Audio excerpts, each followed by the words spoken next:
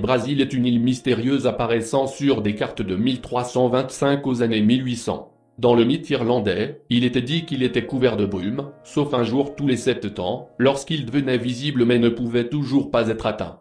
Des histoires sur l'île ont circulé dans toute l'Europe pendant des siècles, avec des histoires selon lesquelles c'était la terre promise des saints ou un paradis où vivait une civilisation avancée. Sur la plupart des cartes, l'île était située à environ 321 km 200 miles, au large de la côte ouest de l'Irlande dans l'océan Atlantique Nord. L'une des caractéristiques géographiques les plus distinctives de Brésil sur ces cartes est qu'il apparaît souvent sous la forme d'un cercle traversé par un canal, ou une rivière, d'est en ouest. Les nombreux noms de l'île mystérieuse. Brésil, également appelé Brasil, Brasil, Brasil et Brasir, est dérivé du nom Brasil signifiant le haut roi du monde dans l'histoire celtique.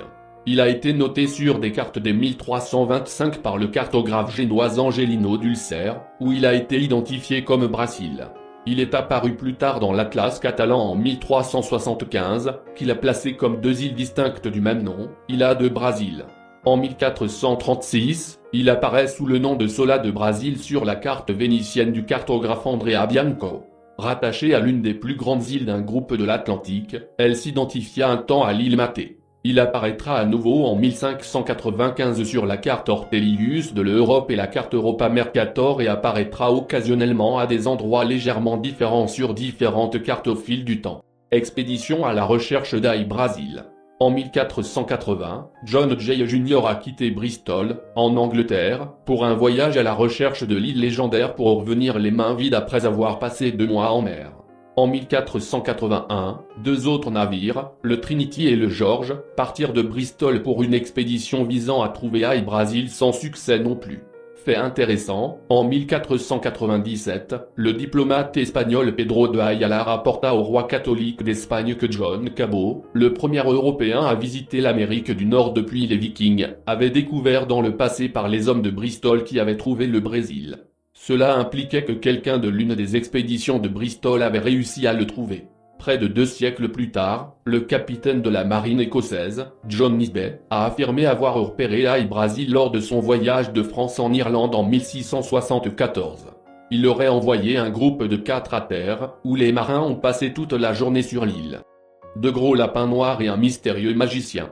Là, ils prétendent avoir rencontré un vieil homme sage qui leur a fourni de l'or et de l'argent. Curieusement, le capitaine a déclaré que l'île était habitée par de grands lapins noirs et un mystérieux magicien qui vivait seul dans un grand château de pierre. Une expédition de suivi a été menée par le capitaine Alexander Johnson qui a également affirmé avoir trouvé Brésil, confirmant les découvertes de Nisbet. Dans les années suivantes, Brésil se replierait dans l'anonymat. Alors que les tentatives pour le trouver échouaient à nouveau, les cartographes ont commencé à le laisser de côté sur la plupart des cartes marines. Lorsqu'il a été observé pour la dernière fois sur une carte en 1865, il était simplement noté comme roche brésilienne. La dernière observation documentée de Brésil a été faite en 1872 par Robert O'Flaherty et T.J. Westrope. Westrope a affirmé avoir visité l'île à 3 reprises et en a été tellement captivé qu'il a emmené sa famille avec lui pour la voir en personne. Là, ils l'ont tous vu apparaître de nulle part pour le voir disparaître à nouveau sous leurs yeux. Mythes et légendes sur Brésil. Il existe de nombreux mythes et légendes entourant Brésil. Dans certains d'entre eux, l'île est la patrie des dieux de la tradition irlandaise. Dans d'autres, il est habité par des prêtres ou des moines censés détenir des connaissances anciennes qui leur ont permis de créer une civilisation avancée. Certains pensent que le célèbre voyage de Saint Brendan pour trouver la terre promise a peut-être été Brésil.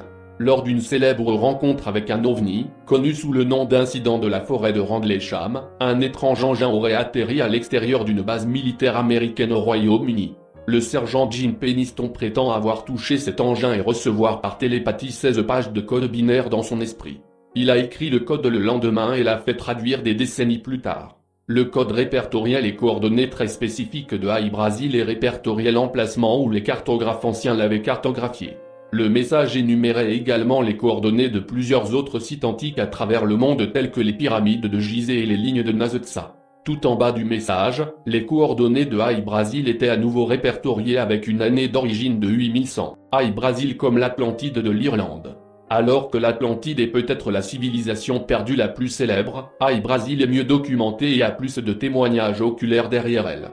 La légende pourrait être une histoire transmise de génération en génération depuis la fin de la dernière période glaciaire, lorsque le niveau de la mer était plus bas. Par exemple, le banc Porcupine, découvert en 1862, semble avoir été une île à un moment donné. Situé à environ 193 km 120 miles, à l'ouest de l'Irlande, il s'agit d'un haut fond exposé à marée basse extrême et c'est là qu'une carte de 1830 avait localisé Brazil Rock. Le point culminant de la banque se situe à environ 200 mètres 656 pieds, sous le niveau de la mer et a été coulé en raison d'une catastrophe ou de l'élévation du niveau de la mer. Aujourd'hui, aucune île appelée Aïe Brasil n'existe sur aucune carte ou carte marine et aucun document historique n'a jamais été enregistré pour indiquer ce qui lui est arrivé. Les historiens traditionnels considèrent simplement qu'il s'agit d'un cas d'identité erronée. Néanmoins, c'est une énigme particulière dans l'histoire qui est susceptible d'être débattue et discutée à l'avenir.